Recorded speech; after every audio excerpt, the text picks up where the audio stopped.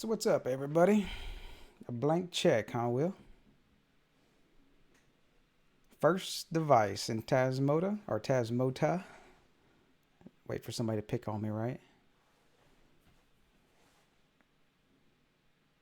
What's up, Glenn? So what's your first device you're putting in there, Jeff?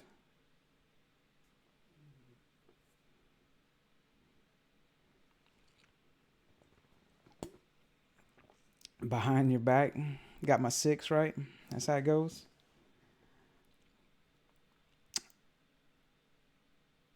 The GoSun power strip. Is that the 6? Is it 6 or 4? I think it's a 4 plug, right? I think it's a 4 plug with the USB. I think that's the one. I know someone else was asking about how to do it manually. Okay, 3 plug in USB. There was one about how to do one manually, and they were using the template on the Blackadder site or not. I'll try to see if we won't lose audio this time. I'll keep an eye on that meter. And last time we dropped audio, but luckily that's an easy fix and just toggle the mic once or twice. So yeah, I've ordered a few test strips. I don't know, probably, of course, doing the AliExpress thing. And one I thought would get here sooner, got here later. It hasn't got here, but one I thought that was going to get here later actually got here first. So I ordered those SK6812s, I believe. I don't know. I kind of figured since I had with bulbs and everything else, I just can't go back to doing that RGB white or kind of that lavender white. I wanted the white. So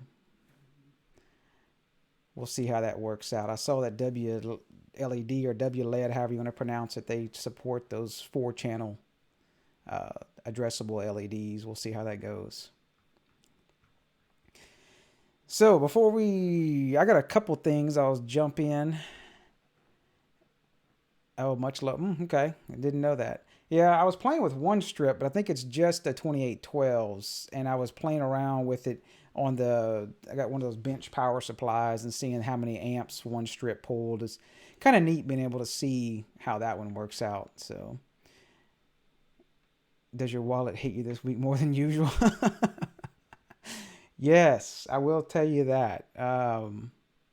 Ordered too many plugs and too many bulbs. So I don't know. I saw someone had shared. I think it's RL Owens. I don't know if he's here. Um, I think it was him that shared it on Reddit. I've been nicknaming the 250 plugs. I don't know if these still work. Um, if you don't know you can try it and see. I've already ordered like a pack of not pack of I ordered 4 packs of 2, so of course 8 plugs. I want to say it was like $22 or $23 or something like that, and they are power monitoring plugs.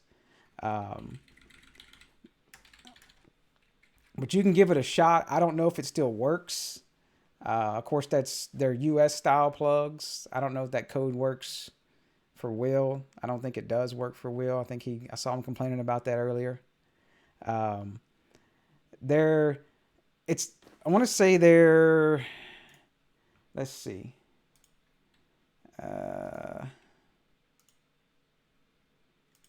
Bobby's always want to start over. I think he's just ribbing me on that one.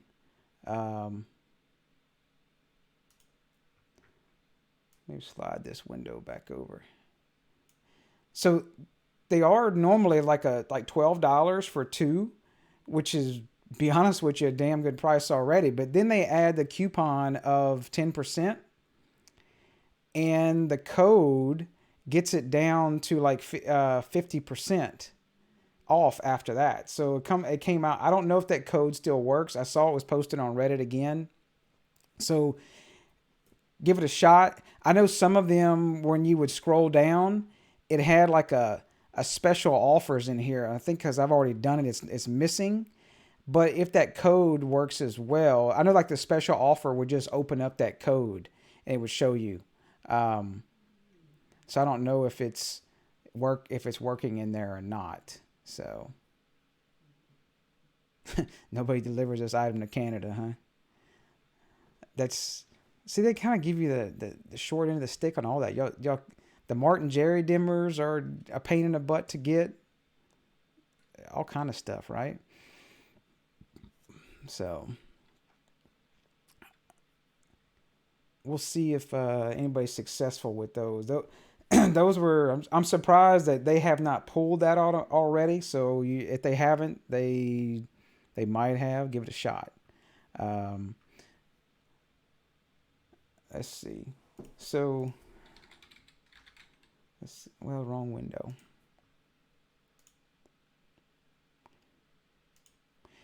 Yeah, if anybody does them on the stream, let me know and see if they go through. I saw it was posted to the to Reddit today, and you can see it right here. They were talking about the 50% coupon. There's the code. To Your Convert does work on them. Let's see.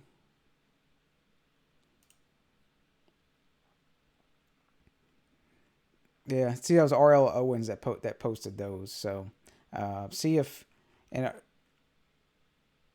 oh, okay. Well, there you go, Jeff. They're a good deal. And To Your Convert does work on those. I know that a few people have had issues, but typically the issue is due to some bad build of the SD card or something like that. And a lot of time, I know another in Discord, Wildebeest, I think is what his name was. He had an issue and he just kind of rebuilt his SD card and pulled everything down and he started working for him. So, and he also used a method that I saw someone else had posted back in To Your Convert 1.0 is take a Node MCU or a Wemos D1 Mini and turn off Wi-Fi config to just, the Wi-Fi manager, and then put in that vtrust-flash in the password and make a Wemos D1 Mini or Node MCU constantly try to attach to that access point from the Raspberry Pi or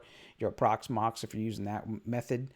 And instead of having to use a phone or a tablet, because some people have issues with some phones and tablets wanting to disconnect, and that typically is a problem. Of course, you need that other device most of the time that I've found. Some others have said that they disconnect it and it works. But I just go with what works for me. So, got to try multiple things. So, about 30 minutes from Detroit, my Detroit address. That's it. See somebody say, "What are you doing, sir?" Just laundering plugs. Yep. They're decent. I got a pack here. I think they're clones of the. Help me out. SP20s, I think it is. Will. See if we can get this in the frame here. And there's just two of them in the box.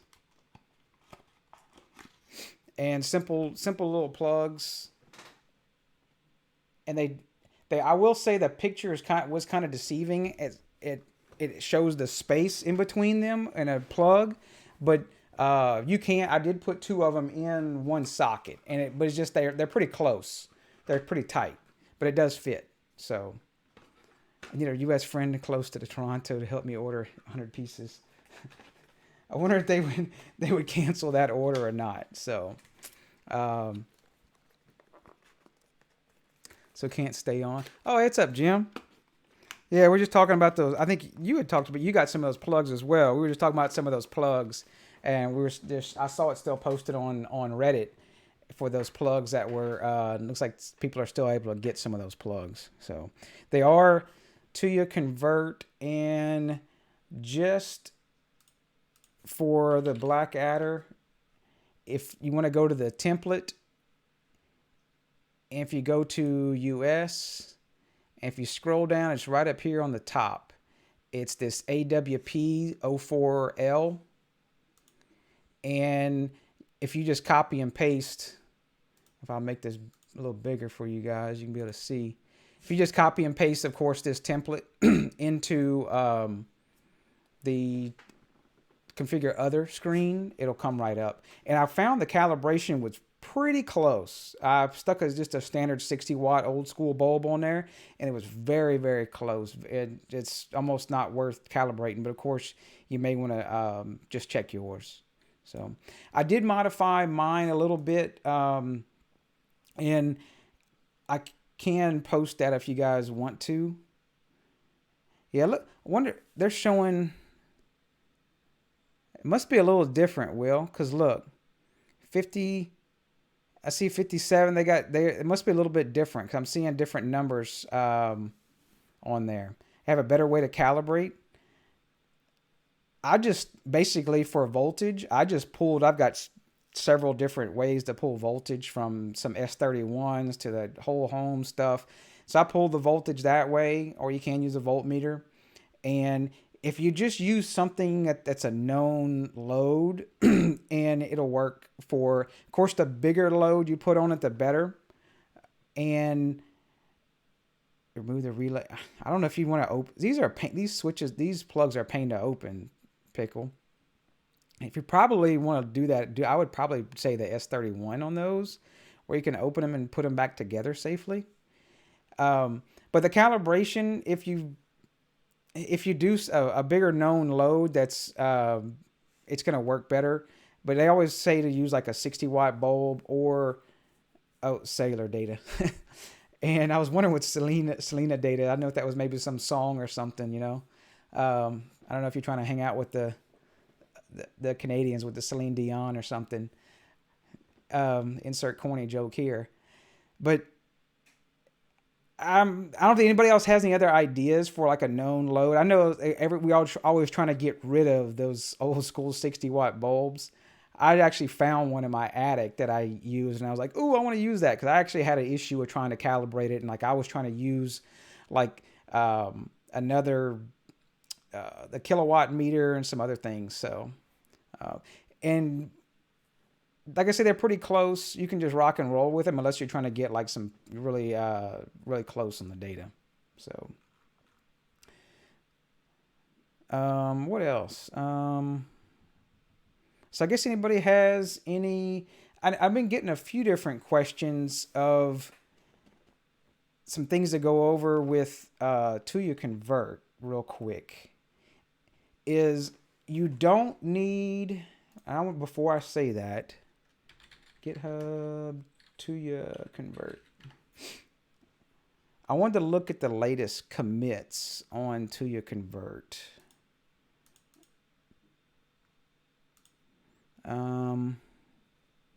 Okay, so they haven't changed anything crazy. Tuya ESPHome. Oh, and I'm glad you brought that up, Basic Pilot. I want to go over that. So in the video, if you haven't already done it, you can probably just take a nap real quick if you've done it already. I talk about pulling over my bin file that has the Wi-Fi manager enabled. And if you do, it automatically does come across now.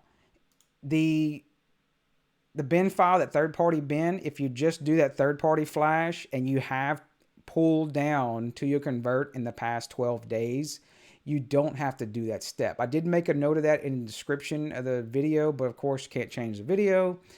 I kind of anticipated that and I kind of talked about it, but I know some people fast forward it through my random rambling. But don't pull that third-party bin. There has been a few people, I say more than a few people, that used a wget.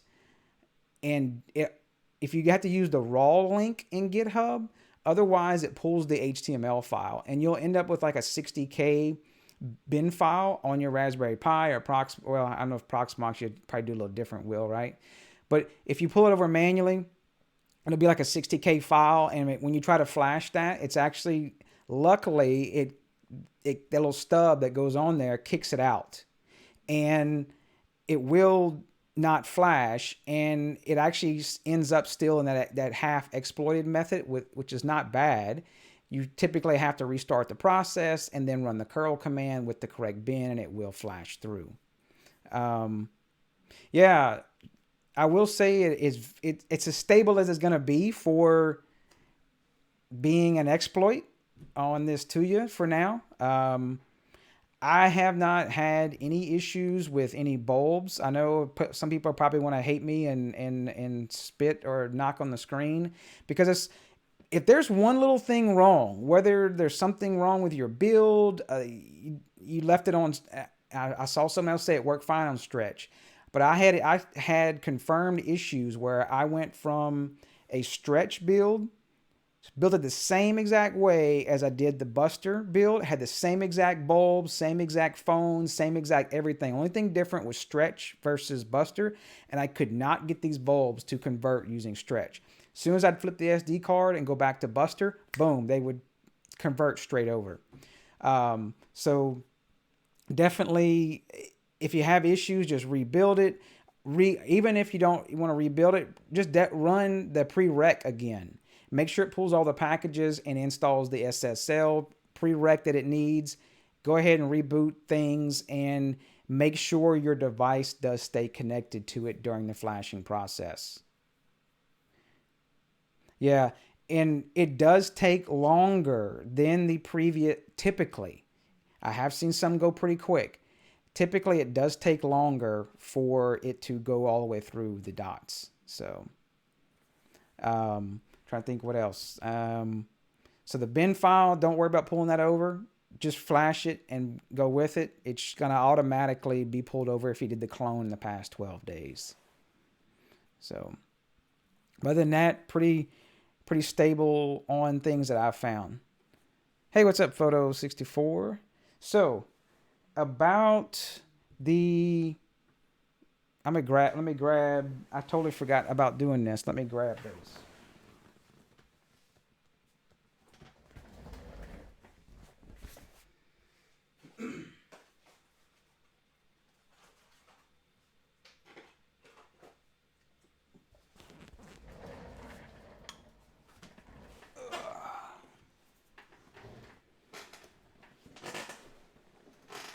When I tried to load the min Tasmota, instantly said it was done. It had nothing at that point. You mean the min Tasmota? All right, Jim. Appreciate it. Take it easy. So, if you haven't seen, I know I've probably talked about them, is the Lohas bulbs. Let me see if I can find them right quick. Lohas. And there's a couple different ones. I do like these models right here. They are showing for US people. I have to make sure and say that, right?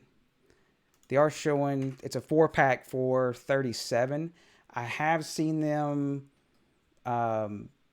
as cheap as $34 to $32. Sometimes they'll have a coupon, so just keep an eye out for it. But this is what, I don't have the light on right now.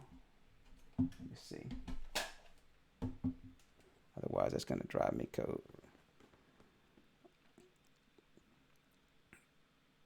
Oh, okay. It's the code for those plugs, Newt. So this is the Lohas bulb, and this is the covers popped off of it if you're curious. And let me turn the light on. Oh, I almost said it. Almost hollered out at Google. And I would have messed all of y'all up. I'm so used to hollering it out with the light. So this is that Lohas bulb, and it is a 4-channel bulb, and you can, if you can see closely, there's blue, green, red. And I did a video, covered it before with the Lohas bulbs. And okay, good, Mark. Okay. Yes, and that's where we're going with it, Mark. So hang on a second.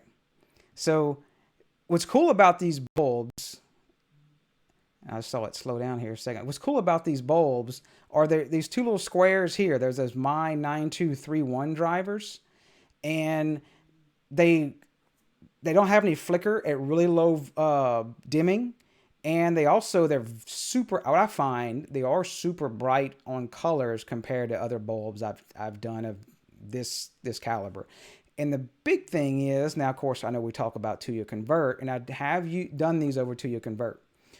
The big thing about them also, if there's a failure of some sort, that you're trying to bring them back and forth, ESPHome, Tasmota, you brick them or whatever, well, if you can actually solder, they do have the pins. They're kind of small, and I don't know if you can, they're on this side.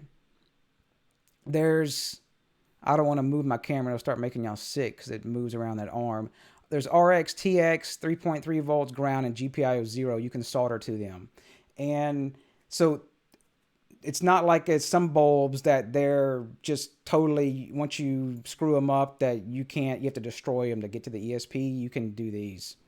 So with that said, you can do them in Tasmota now. So can we use a Pi 0? In theory, yes. But remember, whatever device you need, you're going to need the Wi-Fi connection on the device. It's going to need to be available for use, along with you're going to need another connection to it, whether it be Ethernet or another Wi-Fi, and you're going to need to connect to it because you got to do SSH commands. Yeah, so there you go. Mark's answering the question right there. So I haven't done it personally. I just always use the Raspberry Pi 3B or whatever it is. So let's see.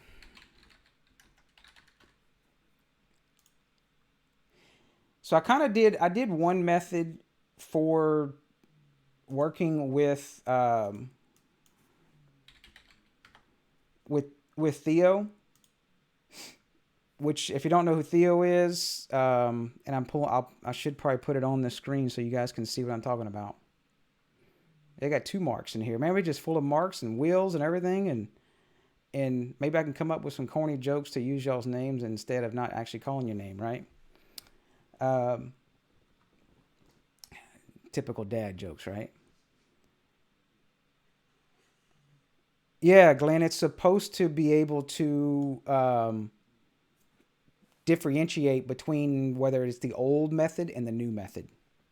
So, but here's the add support for the Lohas bulbs. I did it one way, but of course, Theo, he's the main developer of Tasmota. This was the pull request.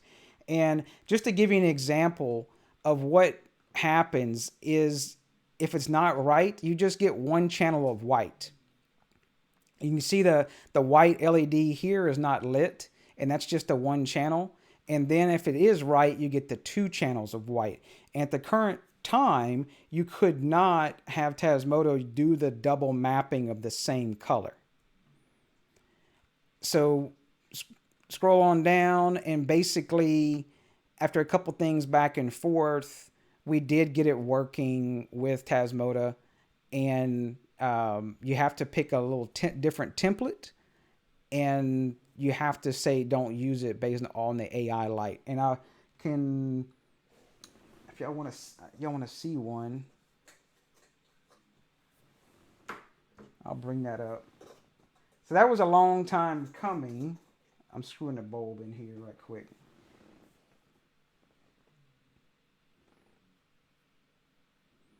Where is the 3.3 pin on that bulb? That's a whole nother thing. Basic pilot. Let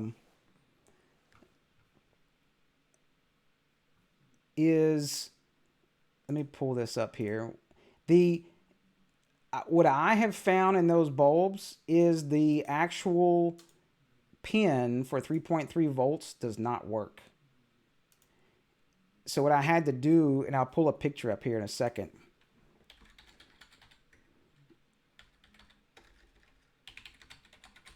I had to solder to the actual flash memory chip on those things. But that was pre to you convert. I think you have an issue. I think you said going back and forth, I believe. Let's see. I don't know if I had the right version on this bulb. I just screwed in here. I didn't grab the. I only did it to 1 so far. No, I don't have to. I grabbed the wrong bulb on this one.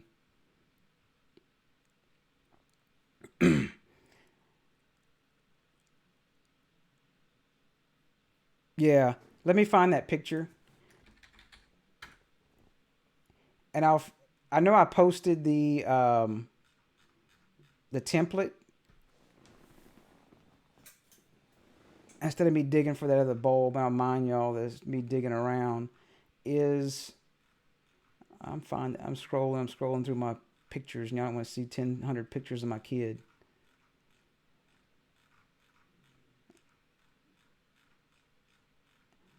I know I posted that picture. It may have been a couple months ago though. Here it is.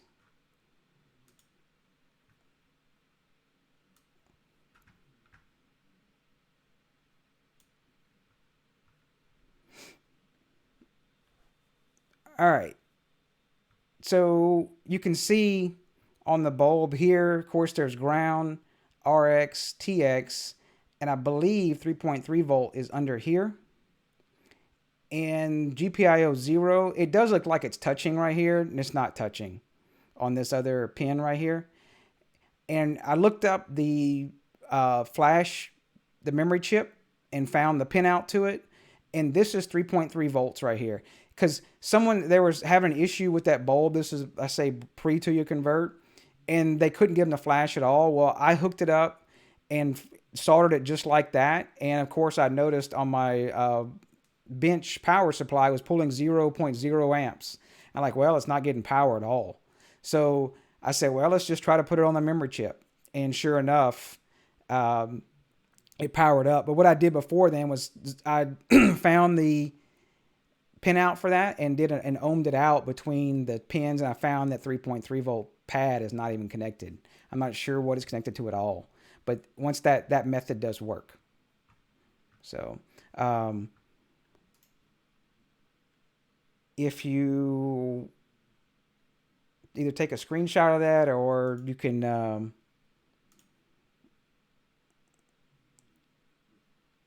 I'll post this picture in my Discord. People are like, what the hell, random picture for? So, but there you go. That's how you can save your bulb. Now, if others are wanting to go to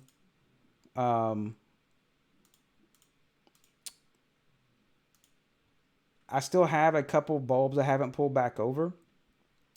If you do want to bring a bulb, and if Odo, if you're watching this, don't hate on me. I do like ESPHome for other projects. For bulbs, I kind of prefer to use Tasmota with the way the white slider works and stuff.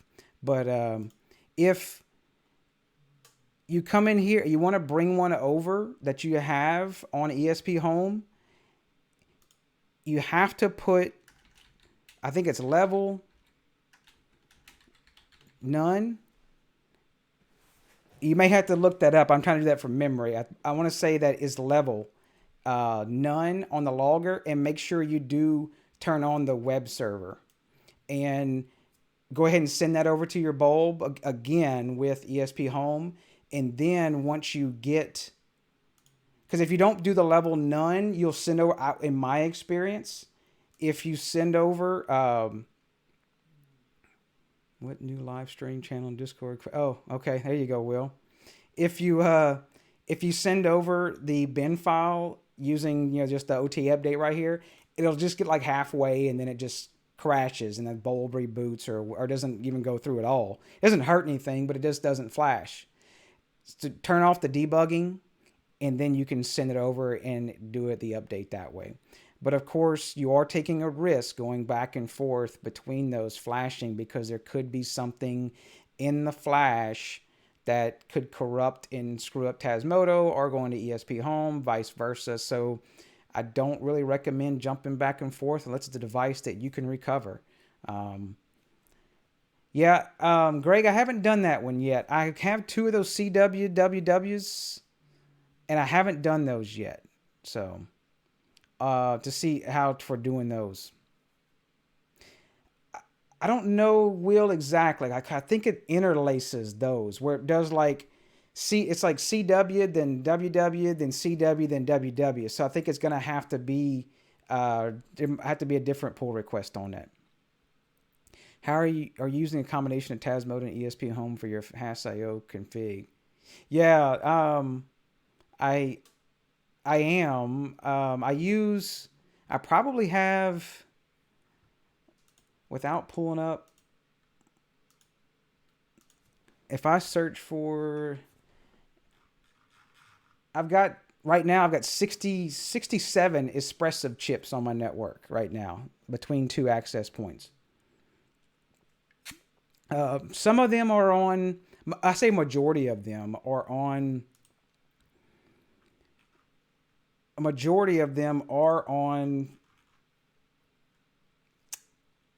got another bulb. Some of these aren't active. They got two lights. There's a CWW. There's a bathroom, another bulb. Some of these I was just playing with. There's my sensor node, the solar weather, of course, and then I've got the gas is working, but it's on dev, I think. Yeah. Of course, I've got the 6-channel power monitoring. There's my gas detection in there. So, yeah. All I did, Mark, is go and I searched for in here and just did a search for ESP, and just it should do the manufacturer, and you could see it's not going to let me go to the bottom on that window, but down at the bottom I can see I got 67. So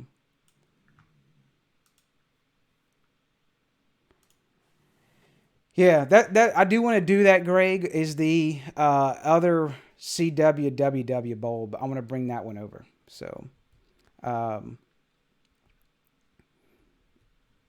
yeah, it would, and if you do bring something back from ESPHome to Tasmota, it's probably not a bad idea to do a reset space 5. And what reset space 5 does is, if you look at how many it's 56 times I've reset, right? There it is. The reset, and if the reset space 5 is going to clear all the flash, make sure there's nothing in there, and it only keeps your Wi-Fi connections. It's going to reset everything to default and everything, so it's going to nuke everything that's in there.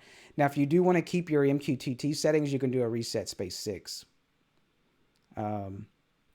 Yeah, I know I get that question a lot, like, hey, what's better and everything.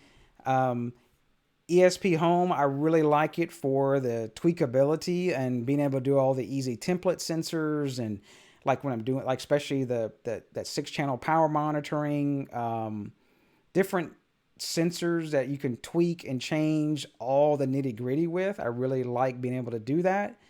But for like just standard switches that have like one button, one relay, it's just so simple for me to just throw a bin to it and, just throw in my MQTT settings and rock and roll. And I don't have to create another YAML entry and all that. I know that there's different ways to shorten that, but I just find it easier to do the Tasmota method for just simple little devices. So, and then sometimes there are some, and other times there are some sensors that are supported only in Tasmota and not by ESPHome, and then vice versa. So that kind of forces you into that one. And then of course, if you're doing ESP32, you have to go ESPHome. There is an ESP32 port of Tasmota, but it's like way back. I wouldn't even bother with it unless they have updated it. So,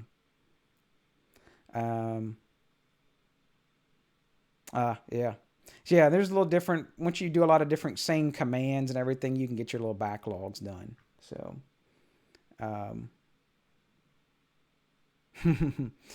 yes, the, good point, Will, is once you do to your convert, highly recommend doing this. once you do till you convert and you get things set up, get your Wi-Fi on it or whatnot. Let me drag this up so y'all can see. It's this simple. Go into firmware upgrade. Oh, I unplugged the bulb. That's why. Go into, let's try it again. Go into firmware upgrade. Make sure you got power on your device first. And you will need to put, if it's not already there, you can verify. Now, if you want to go to the standard, yeah, good point, Will. If you go to the console and put in Wi-Fi config space 2. Talked about the WAN. I think you could play around with one in the future. Yeah, that would be. Actually, I was thinking about getting one of those. We can hold on to that thought and we'll bring that back up. Because I saw you and Steve-O were talking about that, I believe. Thanks, Leo. I appreciate that. Let's see. Now I got me squirreled off track, right?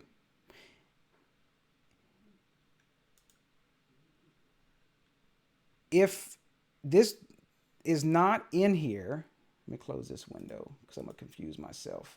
The OTA URL, I probably had one in here, but if it's not in here, see, this is the standard one, where it's just hackbox.org/Tasmota release sonoff.bin. And after you do to your convert, I would highly recommend is just go ahead and hit start upgrade.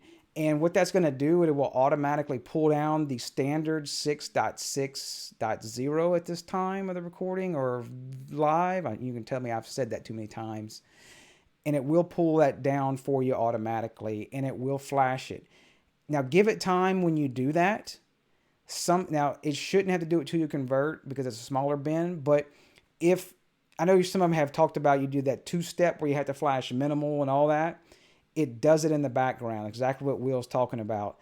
So I tell people, hit the start upgrade button, walk away, come back for a few minutes, or go do something else. Don't mess with it. Because what'll happen, it's going to flash. You'll see that page go to like not responding. And what it's doing in the background, if needed, it will pull minimal, flash it, it'll reboot, then it'll pull the full, then flash it. So just sometimes give it time, because I've seen people freak out that it does. If they try to start refreshing that page and it starts, you could potentially mess something up maybe. So, and I'll no comment on the Tasmota Admin. I had too many issues in the past with, I know some people, they know I call it the Tasmo rebooter.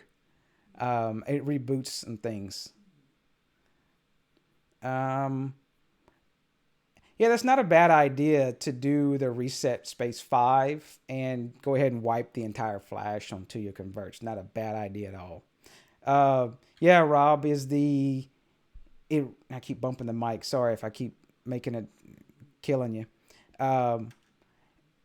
It doesn't use, as far as I know, I have not used it in a bit. It does not use MQTT to hit the devices. It uses HTTP. And if you've got a device that's, say, a power monitoring device, and it doesn't have a decent Wi-Fi, it has, let's say, a fair Wi-Fi signal, the ESP chip's doing a lot already. And when you start hitting on it with Tasmota Admin, and HTTP is not very lightweight on these chips, it will sometimes cause them to start to stack up. They're just single core processors. And so what happens is it thinks it's stuck, and the watchdog will do a reset and it will reboot the device. I didn't know what it was for a while. I'd pull up Tasmota Admin and I'm like, well, where'd my S31s go that I have? And they have a little lower Wi-Fi signal being behind the washer and dryer. And I'm like, where'd they go? They've been working fine. And I would close Tasmota Admin, poof, they'd come back, because what would happen? They would just keep rebooting with Tasmota Admin. Yeah, that very true. I'm glad you brought that up, Will. If you do reset 5, depending on what bin you have on there, if you have the bin, like a full bin file that you went ahead and flashed, it will nuke that Wi-Fi config space too, and that's the Wi-Fi manager, and that's always going to give you that safety net of being able to, if you lose your Wi-Fi, and it will pull up that access point no matter what. Yeah, do the Wi-Fi config space too. Now the downside of that is if you your Wi-Fi is down for some reason, or your router goes out, and you say live in apartments and have close people by, then someone potentially could pick up one of those access points and connect to it. So the way to fix that issue was if you went into configure other and set you a web admin password. And it's just that the ID is just going to be admin and then whatever password you put. And that would prevent anybody from snagging that device and doing something goofy with it in case you lost it. You know, like it went to access point mode. So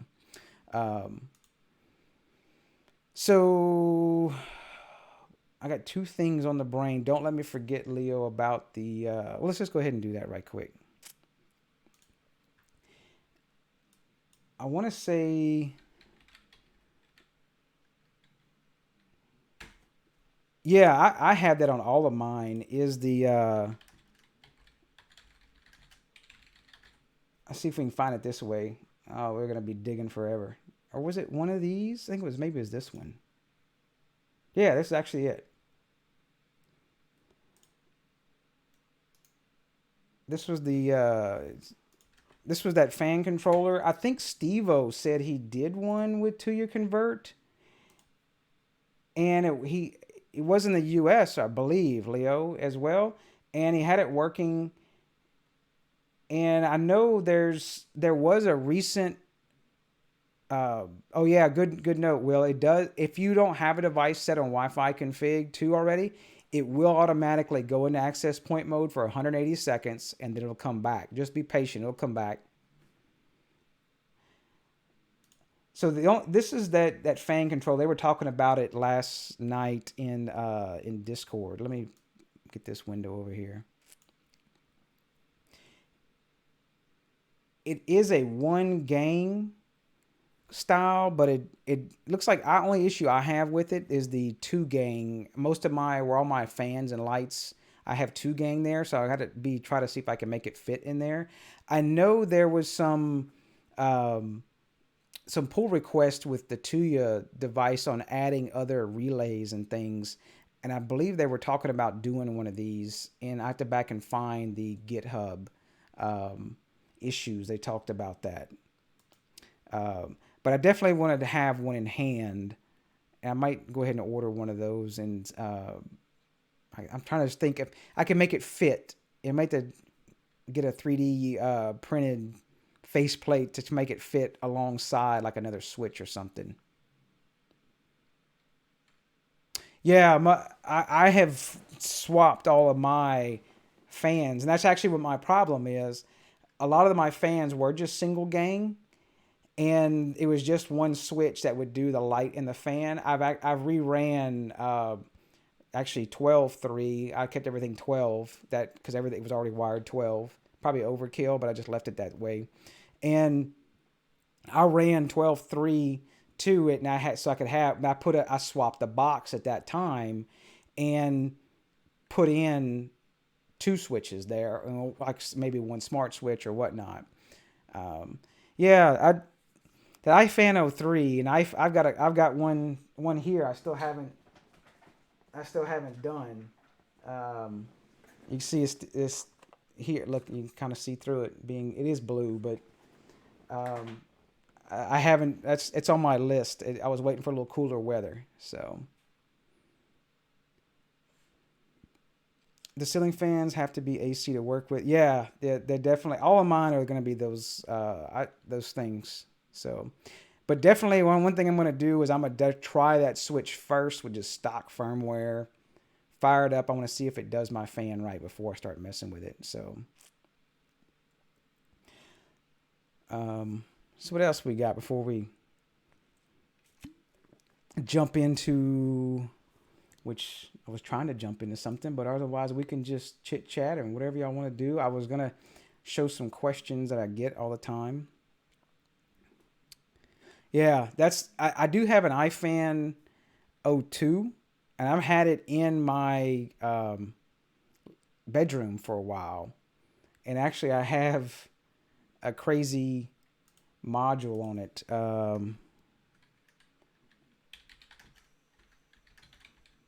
don't know if I can find it. iFan. I haven't gone to it in a while. I have to find the IP to it. But I have those MCP 23017 boards, and I've got like 7 LED, well, 2 tricolor LEDs and a single color LED, and then 3 push buttons and a PIR sensor, all off of a iFan 02. And I did pull the capacitors, and if y'all can chit chat about something else, I can pull up a picture when I pulled the capacitors. Yeah, we just start all over and everything. But see, we'll start over for Federico, right? I like the Lohas, perfect for air stirring without the extra wind. Yeah, it's like I remember when I first hooked it up, and the wife was like, I don't think so. We're not gonna use that. So that was just my initial. I knew it kind of going in. People had talked about it, and I was just like, wow, I can't use this. And I ended up pulling the resistors out. Not the I keep saying resistors, the capacitors. I even typed that earlier to somebody. I'm like, what are you talking about? Pulling the resistors. Talk about pulling the caps. I think they do like a 2.5 UF, or I know there's another name for that. And I want to say it's most of the fans are like 5 or 6 in the US from what I found. Cool. I gotta scroll way back in these pictures. I wonder if anybody else got a picture before I do it. I know there's one on the wiki, but it's not with the caps pulled at all though. I've got one with the caps pulled. That's what I'm trying to find for you guys. So, and watch, of course, me trying to do it on live stream, I won't be able to find the picture with the caps pulled on it or nothing.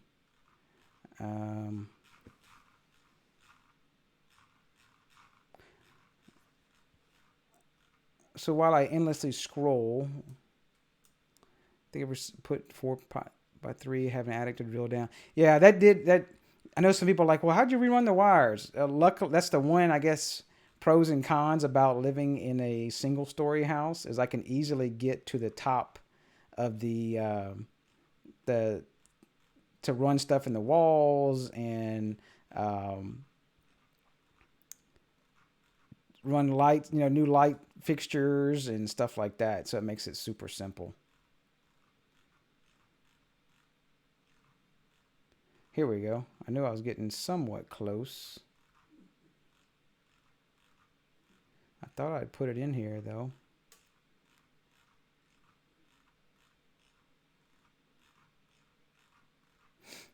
Well, dang, thought the solution to the fan. Yeah, it's not bad to do. I wish we could find the exact I want to say resistors again, the exact capacitors to put in the thing. And I just can't find this picture. And I'm just trying to scroll through all of my stuff and find this exact picture. I don't remember when I put it in the wall. It's been way longer than what I thought that I put it in the wall. So actually I put a 3-gang box and put the whole iFan in the wall. And then I hooked the MCP 23017 up to it and all my other attachments. And here it is. I finally found that picture. I was determined.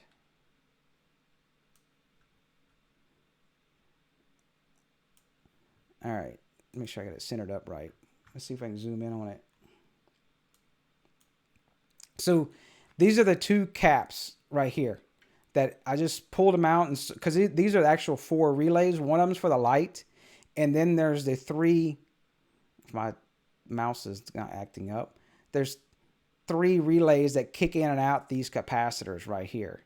And so what I did here was actually, I was soldering jumper, which is the one I did in my bedroom. I was soldering, you can see them, I've got them, there's the capacitors on the table. I was soldering the wires to them, and I ran the wires outside of the case, and I used the original capacitor that came with the fan and wired it up. So I had to scroll way back for that picture. That had to be, when was that? That was August of last year. So that's been working great, actually. So long before my journey, yeah, long before my YouTube journey either, when I had more time to do cool projects, right? Or not too scatterbrained to do projects and finish them up properly. Yeah, you can do those those bond controllers. I've seen people do those with. So, what else?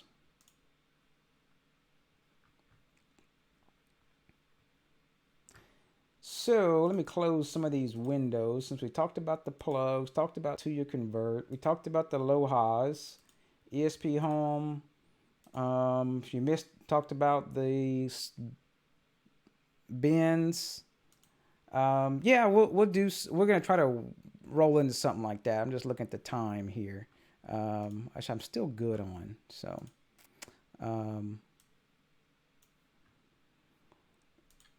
so let's see if we can. I know if you look in the top, and I'm gonna turn this off so y'all can see that LED. Only 722. Yep. Well, we'll have 5 fans of separate light switch. And yeah, I've seen people also put the iFan. It is kind of big, but depending on the fan, they put the iFan 03 up in the above the fan. I've seen some people just mount them on the ceiling sometimes if you don't really worry about cosmetics with that, and actually put them up there. Or they've actually put them inside the metal, I don't really call it frame of the fan, the little shroud that goes on it. So, yeah, because then you have access to the light in there. So, did you mention the SB50s? That seems to be the big thing. I don't have any SB50s. The other bulb I have is that it was the InShine one, and I don't know how they compare. I don't know how they look kind of like. Let's see, get to pop the top. They kind of look like, I don't know if anybody has any SB50s.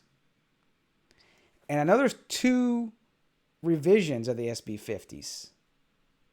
Send me a picture of it if you can pop the top off of it with, oh, so not as good as the Lohas. Okay.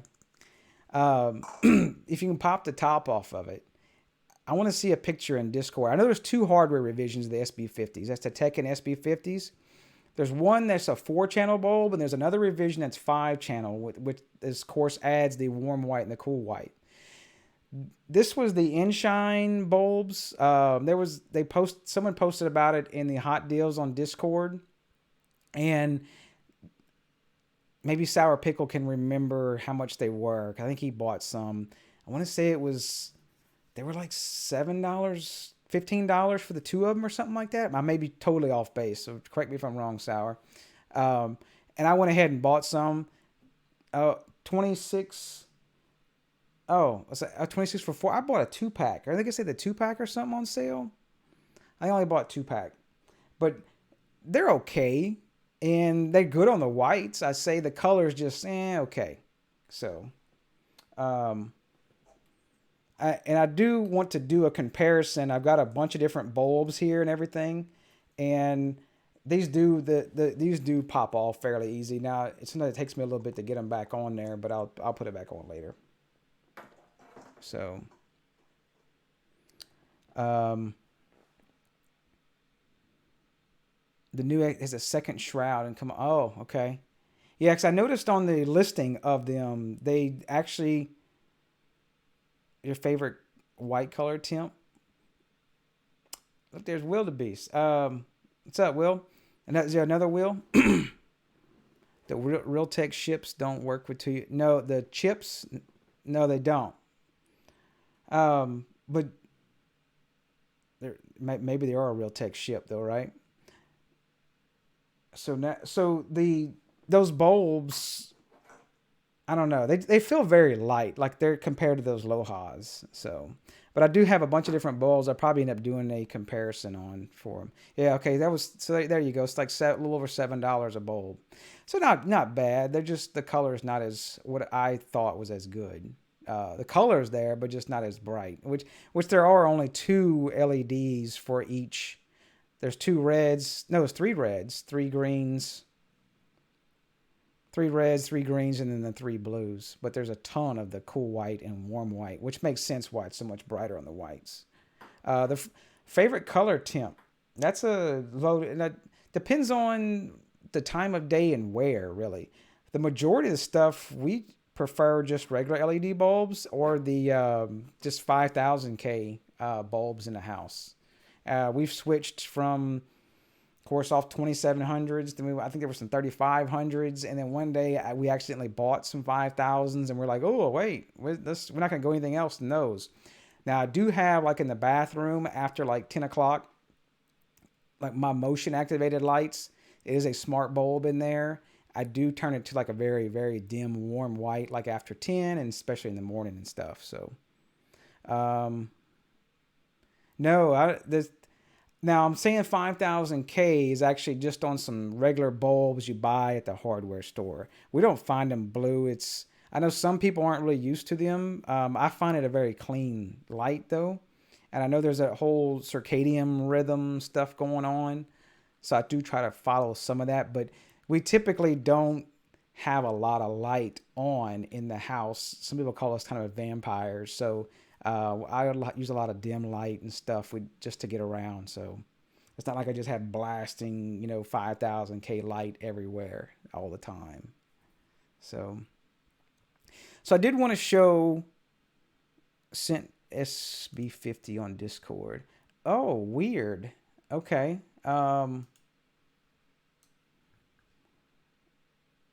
That's maybe back to here.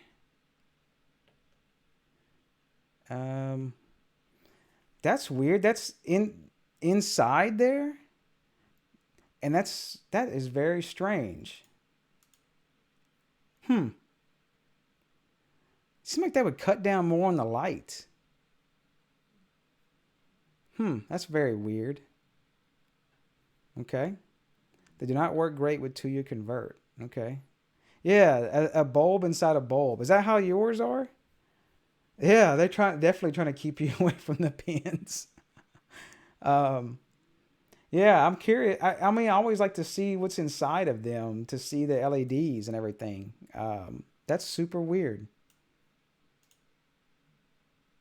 Yeah. And if y'all send me something on Discord, I probably don't see it on live chat a lot, so y'all just have to tell me to wake up and go look at it. So feel free to do that. Yeah, if they get a deal on some Tekken bulbs eventually soon, because I want to do a little comparison of them. I'll definitely tear one apart if I can get at least two of them. I'll do that for the name of science, right? So, quick thing about a lot of questions I get is we are talking about smart bulbs. People always ask, and I know a lot of the smart bulbs are great for, and I've covered some of this in some of the different videos, but maybe this will help out some of you guys here, maybe spawn some ideas.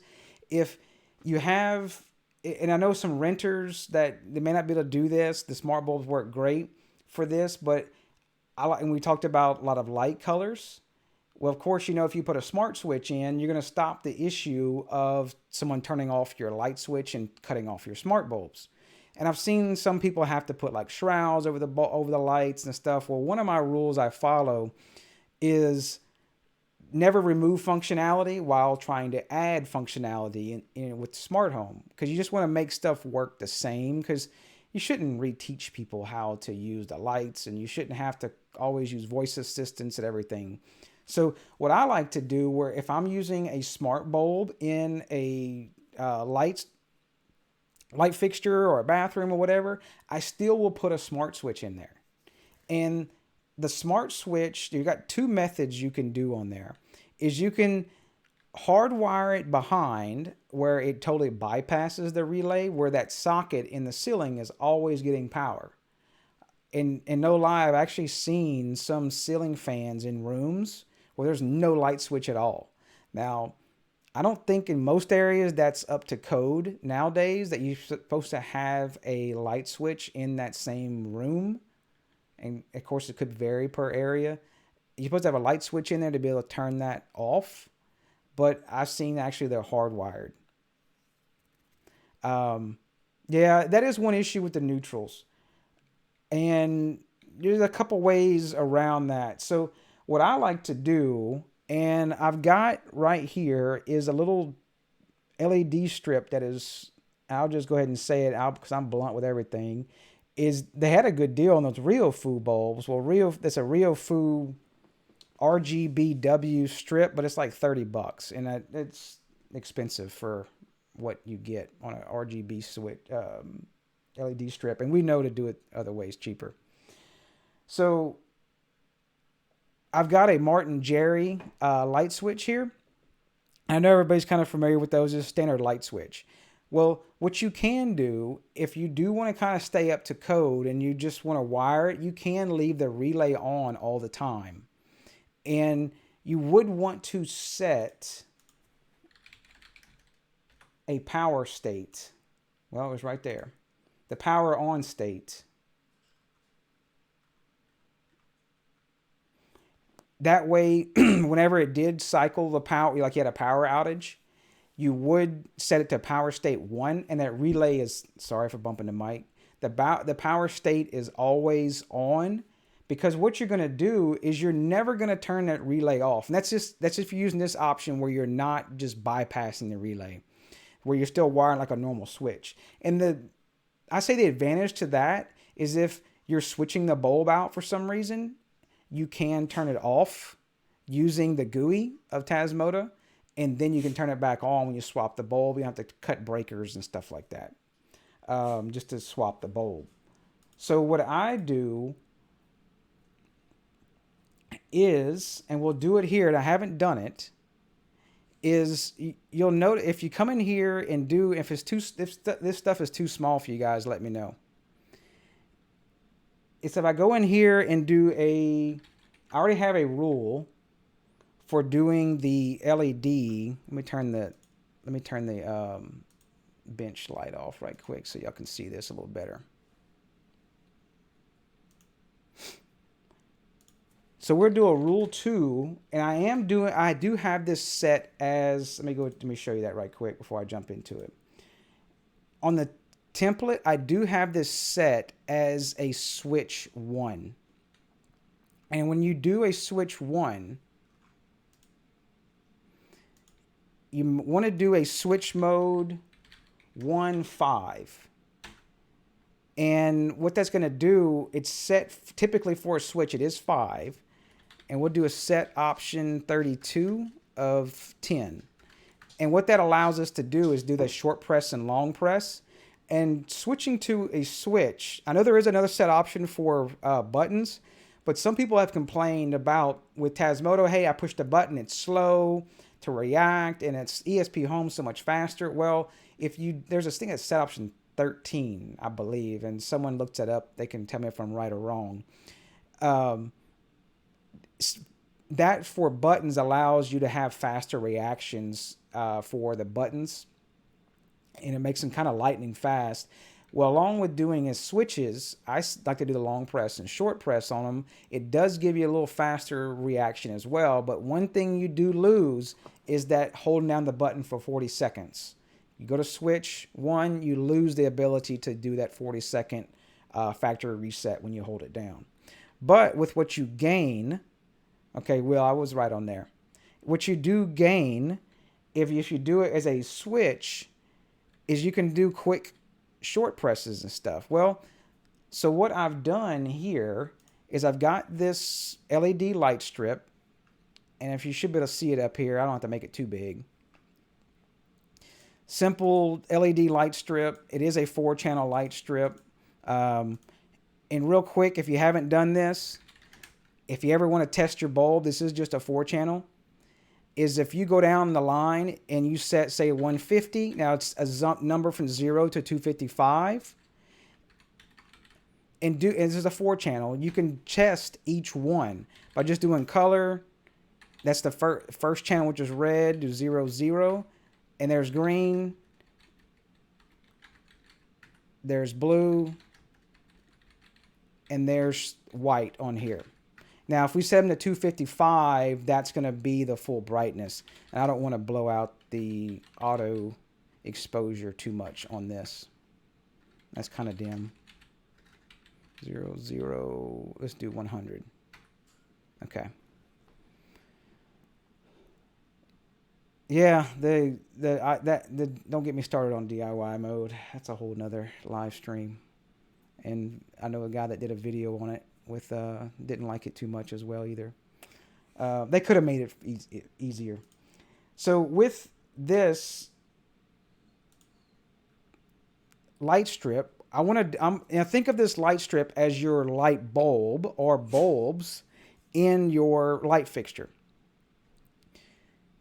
So what we're going to do is take out of the console, we'll take the exact topic. Now it is stat right here.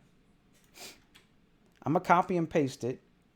And now I'm going, this is my switch. This is that two-way switch, the standard single pole switch.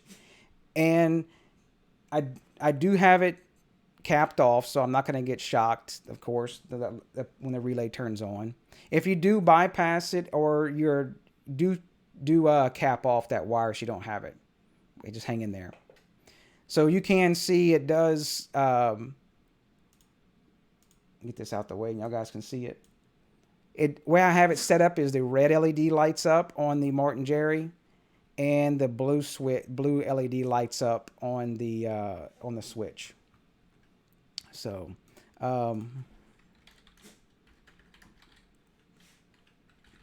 if you do want a Martin Jerry and you haven't seen me talk about Martin Jerry's, I actually made a whole page on it with the Martin Jerry's. So don't buy the Martin Jerry 3-way dimmers, by the way. I know I've said that many times, but don't buy the Martin Jerry 3-way dimmers. There's no ESP8266 in them unless they had a hardware revision. So don't do that. So now we're going to take and we're going to do a rule 2 on switch 1, state equals 3. And the state equals 3, and I messed up my clipboard.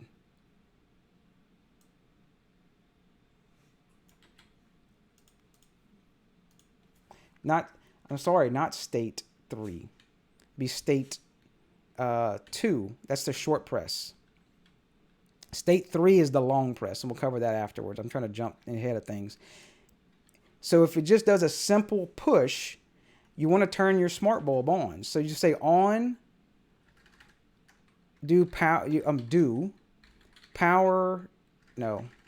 publish. That's going to publish an MQTT command. And it's going to publish it to, I need to make this bigger. It's too small on my screen.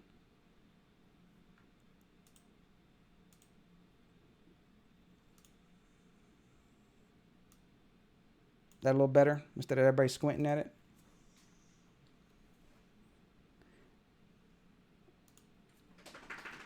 So rule 2, on switch 1, pound state equals 2. That's the regular press. We're going to do a MQTT publish with a command to the topic. And remember, topics are case sensitive. If you're using set option 19, which is auto discovery, it'll be topic, then command. And all you do if you want to find out what yours is simply go to the console and copy and paste out of there. Don't type all that. Typing that sucks. So just copy and paste it in there. Make sure it is as command, and then you'll do as a power. And you can just send over toggle. And don't forget the end on. And so now, don't forget to turn the rule 2. We're using rule 2 because I already have rule 1 set to toggle that LED from red to blue on that switch, by the way. So once we do that, once you put that rule in of that state 2, which is a simple single press, it's going to decouple it from the relay. And just to show you, it's on right here. And if I push it one time, well, it'll make a liar out of me. Did I not do a switch? Did I do what switch did I do? What switch 2?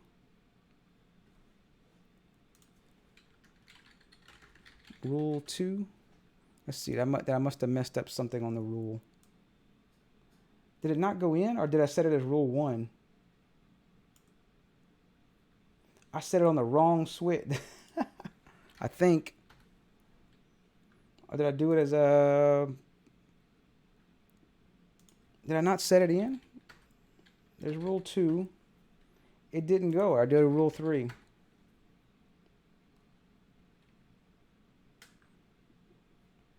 It didn't save. I don't even see where I typed it at.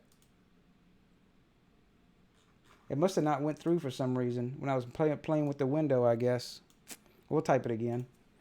Rule 2 on switch 1 state equals 2 do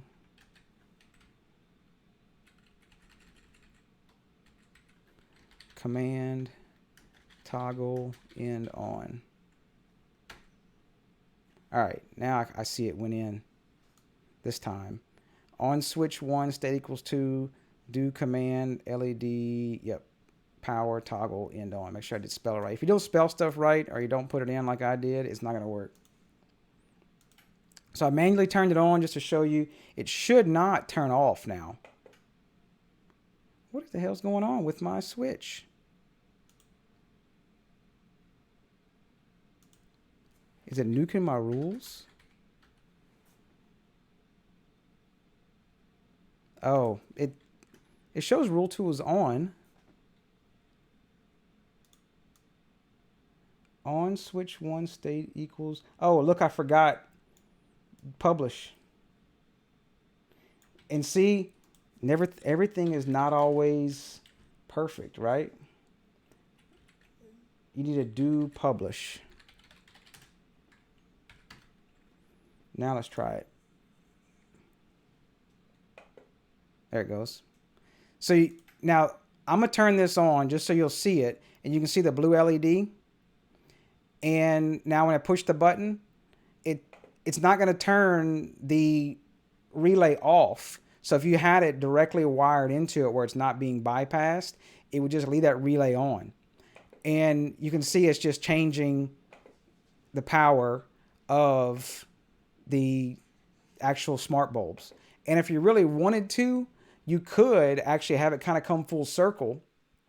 You could have, because the switch does not know the state of the actual bulbs now, because you could turn them on another way. So you could have a rule actually in the bulb itself on a power state. We'll want to do something real quick. Because I'm using LED power commands, you could have actually a rule 1 on power 1 state equals 1 do publish command. I'll get the command, the topic. Yeah, I'll answer your question here in a second. Oh, no. I need MJ test 2-way. And then we'll do LED power 1. How about we just do this? Be easier. On any state, send LED power value end on. And what the value is going to do, let me copy and paste this to my clipboard before I lose it too, messing with the size of the window. Did it go through? See, that's exactly what happened to me last time. It's exactly what happened. What the value does, you notice that I'm using a state equals 0 or 1 or 2. It's just going to send that exact value of the state over as this LED power command. So now you should see the LED actually change. Probably go to a purple color because it's going to turn on red and the blue. And you'll see it. If you see it's a slight purple. And now my thing's upside down. I must have been mousing something else. But see, now you can see the, let me do this, LED power 2. So you don't see it.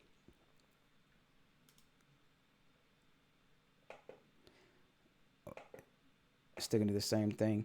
But you can see here now the actual light is changing the LED back and forth.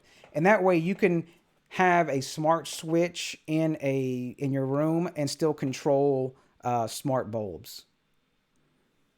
So you effectively made short press do something else. Long press is actually doing nothing right now.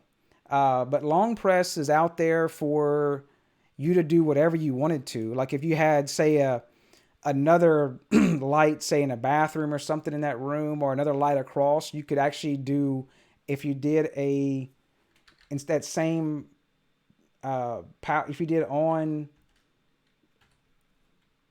switch state, well, we're on the wrong one. If you'll notice in here, we did a switch 1 state equals 2.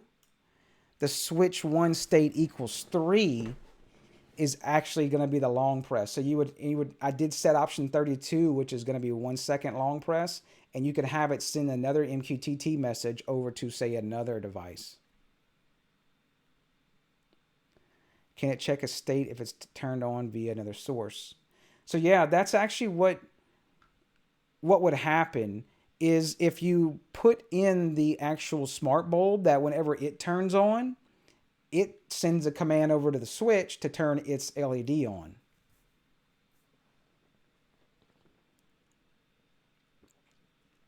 So that's kind of an easy way to do it. That way you're keeping the sync up between the bulb and the switch.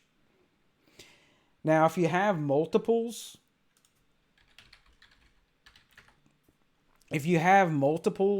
like say you've got like 3 lights in a fixture and you want them to all stay synchronized up and just send one command, is you can use the WebSend also. The WebSend is if you have static IPs, you can do a WebSend, you can put the IP address of the Tasmota device. And but if you want to do, you've got 3 bulbs, go ahead and you can use group topic and change it. You'll change, like you could change like group topic. I'll just have one here for this example, but see like group topic right now, and this would be, you want to play a funny joke on somebody, you could do publish command Sonoffs power toggle, and don't do this if you have a bunch of devices. If I would send that right now, it would actually toggle anything I had on the default group topic, and most of your devices are probably on the default group topic.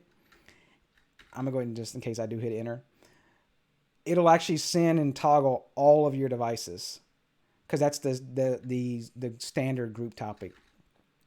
So what you would want to do on, say you had 3 bulbs, you might say like group topic, you might say bathroom lights. And now when you do a publish of, instead of that, if you do a publish, oh, look, I'm sorry, it's rebooting. When you do a group topic, it's going to reboot. If you did a publish command bathroom lights power, and you do group topic on every single bulb, they'll all follow together. And if I kind of talked about that in my the group topic in this video here. I know this one goes a little overboard because I use two dimmers. I use two Martin Jerry dimmers, and we use 6 Zemismart downlights, and I did it all with Tasmota rules. It's a cool little video if you're interested in seeing it. And it's got, I did 6 lights in one room, and then I used 2 dimmers, and I wanted to keep the dimmer lights synchronized with each other, and it's kind of a pseudo 3-way configuration of 2 dimmers. So, but I know we kind of jumped all over. If you get lost and all that, you don't feel like watching all that again, definitely hit us up in Discord, and I can help you. If you don't have the Discord link, let's see if Nightbot's awake. It may not be awake. There it is. Whoever received the YAML file format must be the same guy with the VI editor and should be expelled from the country. Yeah. So y'all want to see some NodeRed? Is that what we talked about? We did want to talk about some NodeRed right before we jet. I'll show you some stuff I have in NodeRed. Oh, that don't look good with the dark reader on. Looks bad, actually. Let me turn that off. And Adrian, would be very hurt to hear you say that. The command for on. Oh, Leo, it's just going to be if you would do if you'd set group topic, and I'm typing this in the chat, group topic bathroom, and make sure it's not another device you have. You do group topic space bathroom lights. Do it on each light. And then if you would do a publish command bathroom lights power toggle, and you can just type that on the command line in any Tasmota device, or you could publish it however you want it through MQTT. It will just send a toggle to all. If you have it on 3 bulbs, it'll send a toggle to all 3 bulbs at one time. Basically, they're listening on that other group topic. They listen on their unique topic, and they listen on that group topic. So that's how you do your group topics. And like I say, look at that smart light control video I did if you want to kind of see how I did the group topics and everything. You can probably skip a lot of the rules I did because I had dimmer rules go back and forth. So just, you can look in there. I explain how the group topic goes with some little animation type things. So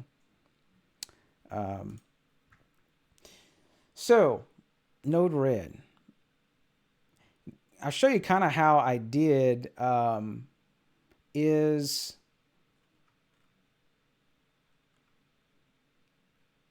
what I did with one of the Martin Jerry dimmers is I kind of did a little different way on something here. I'm trying to drag this over a little bit. Is with the, if I can get this window situated for the life of me. I did a long press. Can you do that with, say, Hue or LifeX bulbs? LifX. I'd probably do it a different way, which we're going to kind of show right here. Need to get a NodeRed. Yep. Can you see trigger histories for stuff in NodeRed like you do? If you do actually send it through the Home Assistant call service, you should be able to. I don't know what it shows up as, but if you use call service, it should. So let me find my table dimmer.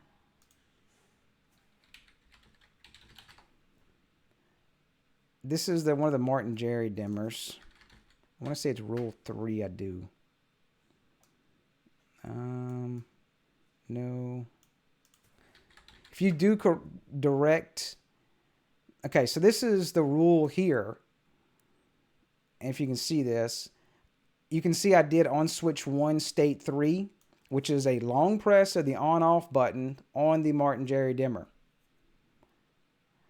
And before you ask, if you have some other Tuya-based dimmers, you can't configure the long press and short press on the Tuya serial-based dimmers. And that's why I love the Martin Jerry dimmer so much. You can do what you want with short press and long press on all 3 buttons. No trigger history. Okay, I didn't know that. If you see here, I have it on a long press. I do a publish, and I just made up a topic.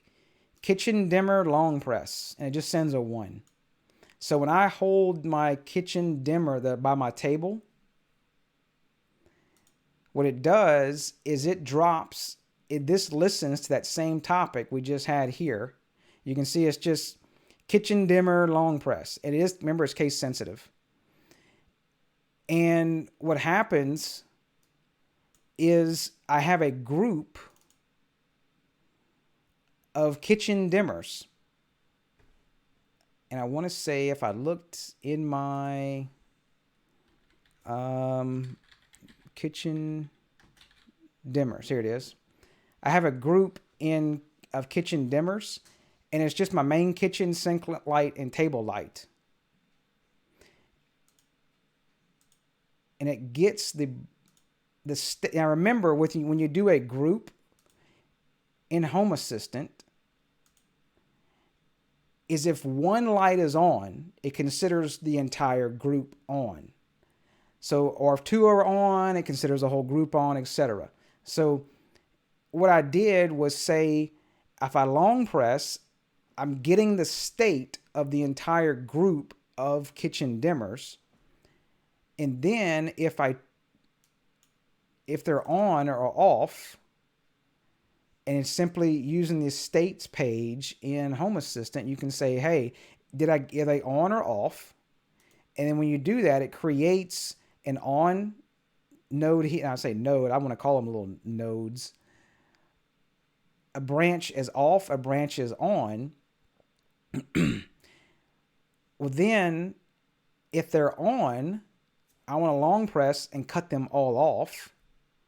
I do a call service to group kitchen dimmers to turn off. And that goes and does the call service through Home Assistant. Now, if they're not off, all of them are off. It's going to come back as off, and I call them and say, do the group kitchen dimmers 100%. And the reason behind that was, if I'm all the way across the kitchen and there's no 3-way config on this, I can just hold down my table light and it will turn off all 3 lights, including the sink and the kitchen, and turn them all off like I'm going to bed or something like that. Or if we come into the house and I've got a handful of groceries or stuff or whatever, I can just hold that light down for a second and it turns all the lights on 100%. So that's what I'm doing with that. So that's kind of what you could do if you have some Hue or LifeX or LifX, however you want to pronounce it, is you could have, say, a switch in the wall that is actually just it's a glorified Wi-Fi button. And I'm kind of crossing topics of things here. And if you look at a lot of my videos, I've kind of done stuff like this before. Like this one I posted here is the Wi-Fi buttons and automations. I did it with just a simple little GoSun plug, but it's the same terminology and the same idea. You're just doing it with a switch in the wall to turn on a bunch of lights. So what you could do is you would have that switch and call a custom topic, come into NodeRed, and then you could do all of your terminology, your decision making. Like if you wanted something different time-based, like we were talking about different colors of lights, or after 10 o'clock, it, you know, does a warm white instead of a bright white, you know, if it's before or that. And you could have decisions based on times really easy in NodeRed, using the time-based node, which is what I did probably. I know I got here one of them here. You can do a time-based here to decision off of like brightness and colors and everything. I know this looks a little crazy because it's zoomed in, but otherwise you guys probably wouldn't be able to see it. Some of these are my the bathroom motion sensor, and then the automated ventilation based on humidity and everything. So, and you can just do the time based, and you can see there's like start times. It does one branch and then it does another branch based on another time. Or you could do it based on latitude, longitude, and do it up, sun up, and sun down. It's all yours. You should use more link nodes. Yeah, this was a lot of. I have a lot of stuff I need to rework in NodeRed. I just haven't. I do call some of them, like you can see here. Like I do call in using the link node. I think it's what you're talking about, Stone, right? I have converted some of them in my alarm state stuff, and so it just depends on. Just depends if I rework it or not. Otherwise, if it's not broke, I don't fix it type thing. So some NodeRed stuff I did probably over a year ago. I haven't. I'm a real new when it comes to the YAML automations. Because I learned right when I started doing Home Assistant. I started messing with NodeRed probably a month after.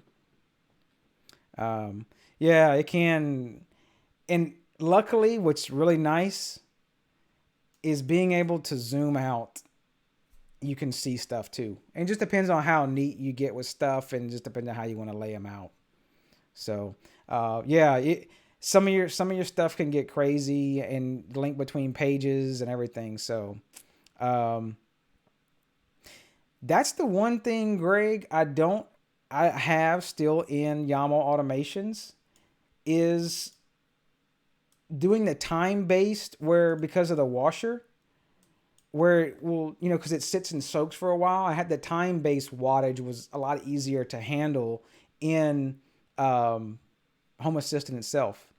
I'm sure there is ways to do it. I've seen how to do it but it seemed like it was just so many hoops to jump through to have it constantly check that wattage and let it sit for 5 minutes, you know, and go through.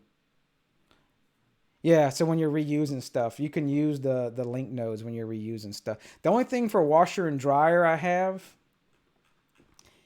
in NodeRed is this one right here. As you can be able to see it.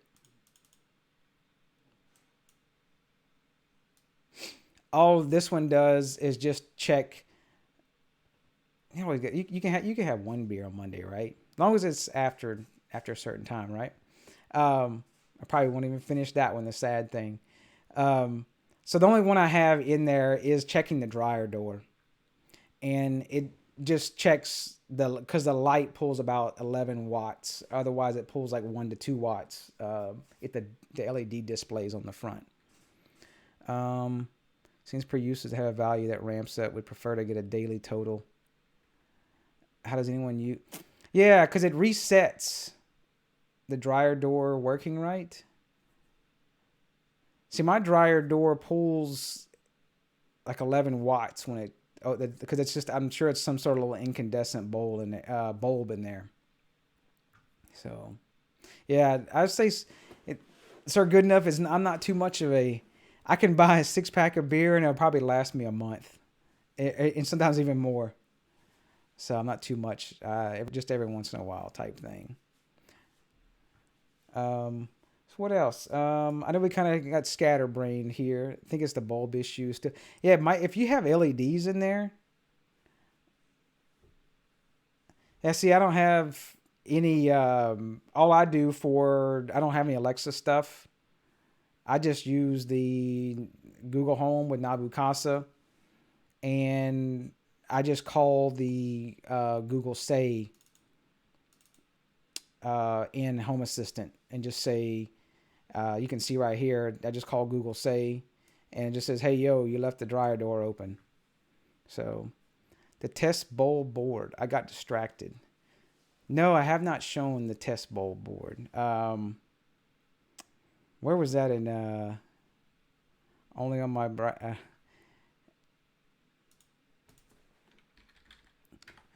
eventually, I'm going to do a comparison I was wanting to play with. I showed this to Will the other day. I built just a piece of plywood with 3 sockets, drilled some, took a hole saw to it for the wires, and then took a router to it to channel the wire underneath, and kind of spaced them out. So I can do my testing out things. So I have to figure out some things. All right. So what else? We kind of jumped. I know we didn't do too much in the NodeRed. Is there anything else on the NodeRed? Otherwise, I've kind of covered those before. How do you handle houses with dumb switches and smart switches? Oh, there's one thing. Someone said that there's no neutral. Now, I don't know. I know Doc covered them. Is if you could do those Sonoff, was there TX or something? Move.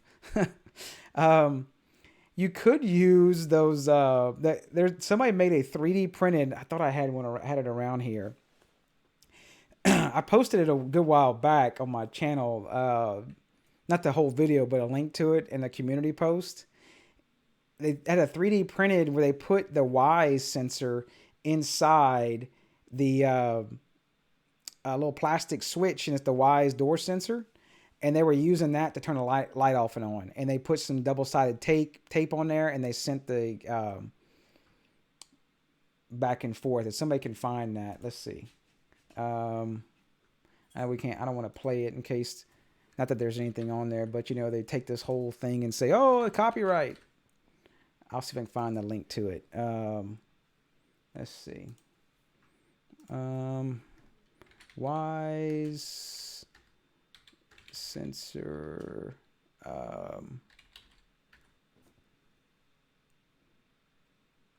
don't know where I had it at. I'm sure I could find it in my community post. There's so many videos on freaking Wise sensors. Wise sensor switch.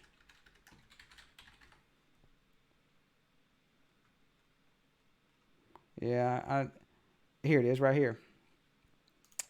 I'll send the link to it. That way nobody will.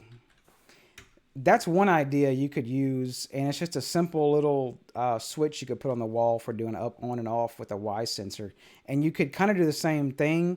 Is you could do that automation that would send over to turn that light off and on based on the position of that switch. Actually, I have one very similar. Master. Yeah. See, I have one very similar, and I just grabbed the state of a door sensor on my closet, and I have a ZemiSmart downlight. I didn't have a light in that closet to begin with, and so I put a ZemiSmart downlight in the ceiling, and so I didn't have a switch to it. I didn't want to wipe the wire switch, so I just used a Wise sensor, and when I open and close the closet, because it's like folding doors, when I open and close the closet doors, they turns the light off and on. It's really quick, so very cool stuff. Sometimes the simple stuff. Having an issue. Any dumb toggle switches we can use? What do you mean dumb toggle? Issue where some switches flip, some you toggle. What do you mean, Sour? I hope you don't mind me calling you Sour. I always shorten and screw up names anyway.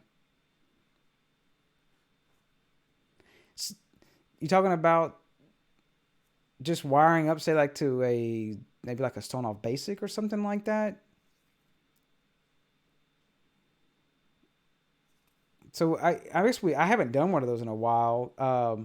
Oh, you're talking about just the regular toggle switches up and down? that might be something if you want to wire up to, say, a Shelley or a Sonoff Mini, or even if you want to really go old school, is the Sonoff Basic. And if you use the switch mode in Tasmota,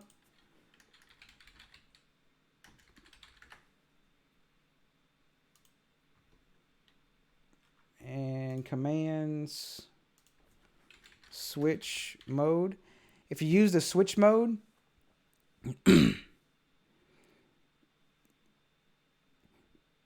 yeah, there's a couple different options you can do. If you use the switch mode in there, if you have to have Tasmota on it, of course, and if you do you can have the switch mode 1, and that will follow the actual switch being on or off. Or if you wanted, of course, you can do switch mode 2, which is inverted follow if you decide to put the switch upside down. Yeah, Sonoff Basic is old school. Still got a few usage, but I'm talking about putting them in the boxes, of course. Now that we've got Shelley and you got the Sonoff Mini, kind of prefer the Shelley in most ways, but the Sonoff Mini is also good too. Just depends on how you're using it. So, but I say I'm kind of, now with some of the deals we can get on lights and stuff, the light switches and things, I just find just throwing a simple Martin Jerry light switch or a GoSun light switch in the wall is just so much easier. How'd you go about installing neutral wires into some sockets? The Mohs 3-way switch is one smart switch. Oh, yeah, that's for 3-ways. Yeah, and the Martin Jerry has that 3-way unless you live in Canada. Sorry about that, Will. You can slap me later one day when I meet you. Unless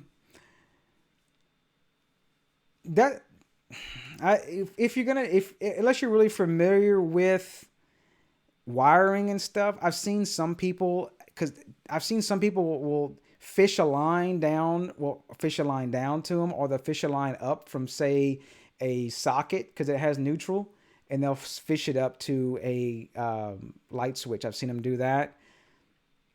I haven't had to do that. Of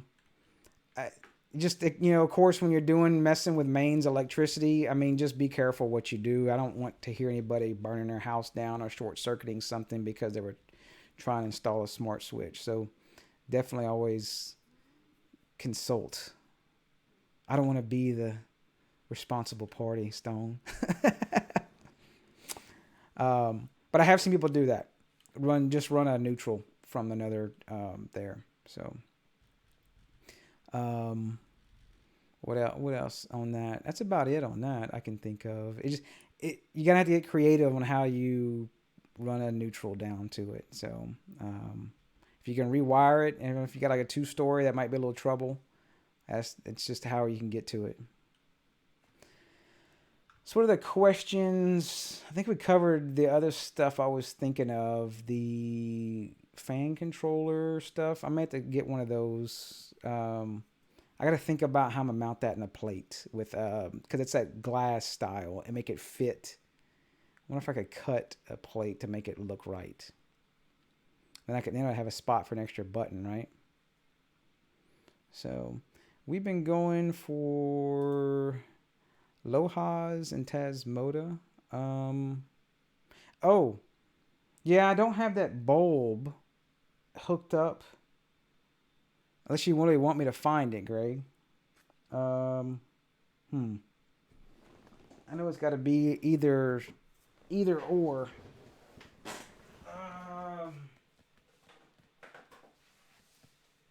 Hold on, Greg.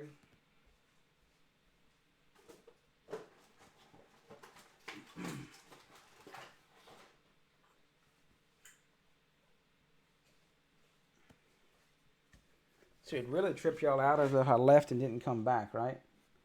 I'm just looking for, I thought I had,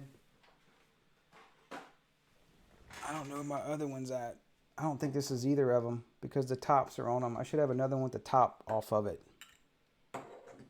How about I'll post it in the Discord. it's just it's a real simple template. I did post it in Discord a while back, and yeah, I'll definitely probably will have 5 left of them. I'll find that post I did of it, and if you don't have the Discord link, there it is. I'll post it in there, and I think Will made a live stream thing. I think in there, did he? Yeah, and I'll post that in there. It's a real simple template based off of AI Lite, but it's not AI Lite. And then when Tasmota, the way Theo did it, he changed up the way he did it. When it's not AI Lite, it automatically goes and actually fills up all the channels. It will cover the 100 watt equivalent as well. If you get a chance, can you take a look at the Shelley door window sensor? Are they shipping those yet, Rob? I haven't seen those. I saw them on their Facebook, and I didn't pick one. I didn't put one into order. I did order, of course, when I saw the word dimmer. I was like, oh, I gotta have a dimmer. So I did order the dimmer. And so I didn't do the I didn't order that door sensor, I guess, because I wasn't too sure about needing one of those with the Y sensor and whatnot. So I'll kind of keep an eye out for those. How much? You remember how much those were?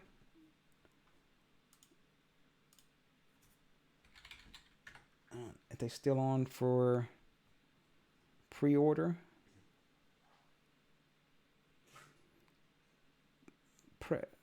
Oh, here it is. Shelley door window. Well, sure. We'll learn more about it. Yeah, I've heard mixed things about I guess it's humidity H&T 1990. Oh, expected shipping. Oh, wow. November 15th. So we got a month. So what's the conversion on that real quick?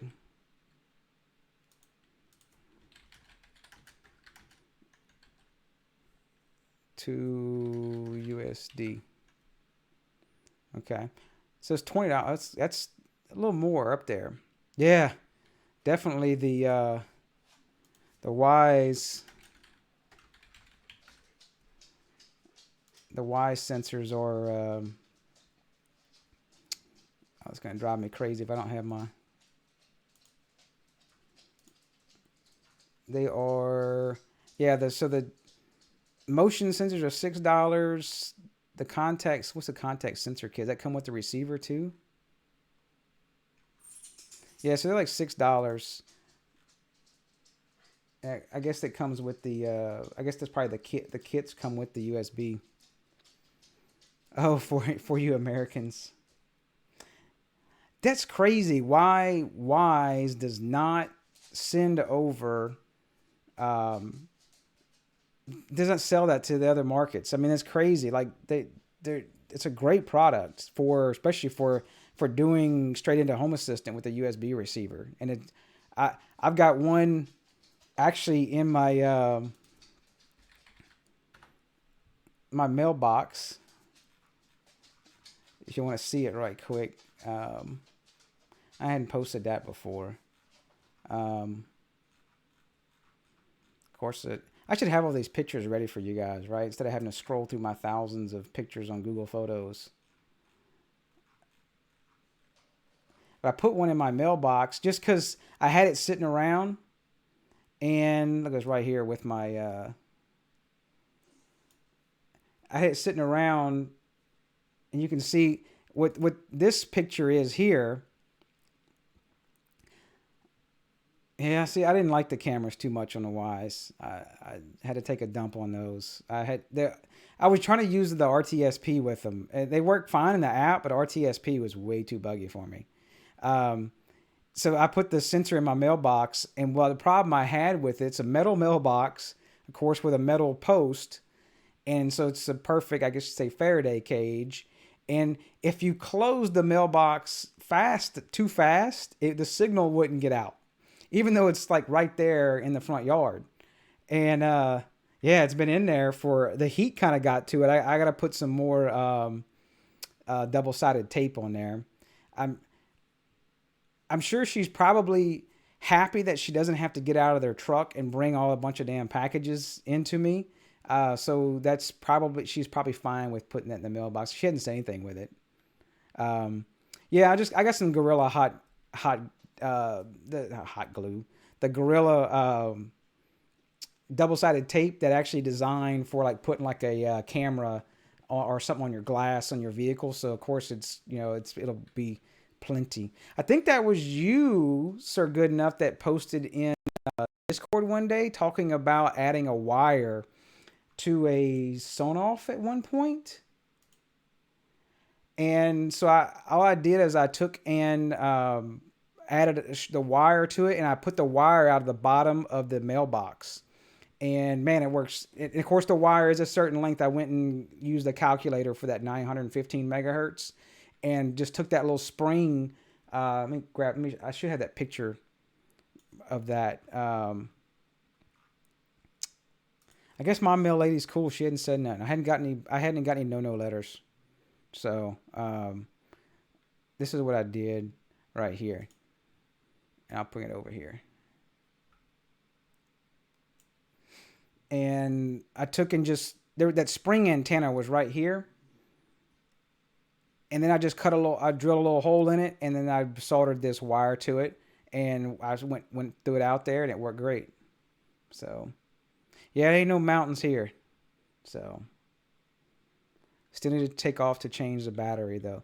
Yeah, but I would have to say, isn't there like the battery level on those things?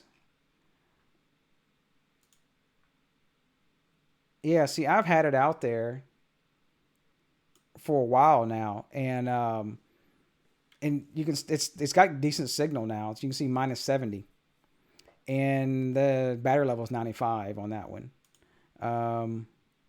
Let's see, what's crazy is the closet's probably closer to it, and it's got less of a signal. So adding that wire does pretty good. The motion sensor, I haven't checked these. The motion sensor is doing pretty well, and the motion sensor they're pretty up on battery. I think they're definitely gonna last. So versus the junk Zigbee sensors, I don't like those too much. I'm not too much on the Zigbee stuff.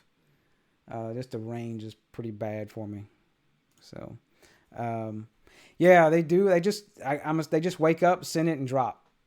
I'm assuming what they do. So it's how many times you open the mailbox. Yeah. So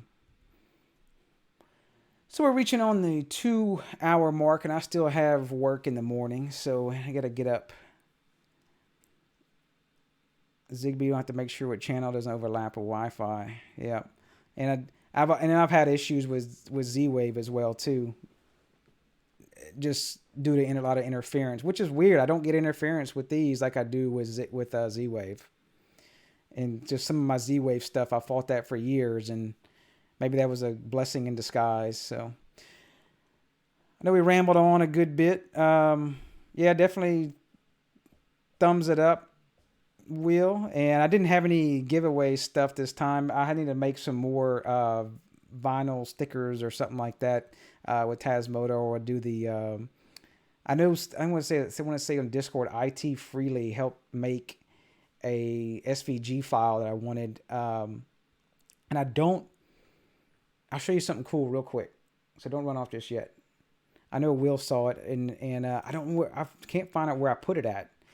I was trying to do a different etching on a bottle opener, just playing around, and IT Freely helped me make a SVG for making a hollow one of this. Basically, it's just it's just the frame of the house, and then the actual, I guess, the via holes are black, and so it doesn't have to do all this etching. And I actually did those in the wife's laser etcher, and that's on a stainless steel bottle opener, of course, for the beer I don't drink, right? So I'll make some stickers or something, or some vinyl stickers that look cool with that, with maybe some Tasmota ones again. So All right, Frederico. I know I was kind of all over the place trying to do the, yes, for the guests. I know it's kind of all over the place on the trying to do that button, but maybe I did kind of keep your hold on it. But if you get lost on it, definitely you check out that Wi-Fi automation button video I did. It may help you out, or just come and ask Discord and I'll finally get to you, or someone else will help out as well. So that way you can do your best of both worlds, where you have a switch in the room plus you have your smart bulbs. One other idea real quick is if you do long press, you can have long press change scenes, like say colors from like cool white, warm white, etc. It's another cool feature that I've done with the switch, the colors or something like that. So, all right, everybody. Well, I appreciate you hanging around for the ramble, and y'all take care, and I'll see y'all another time.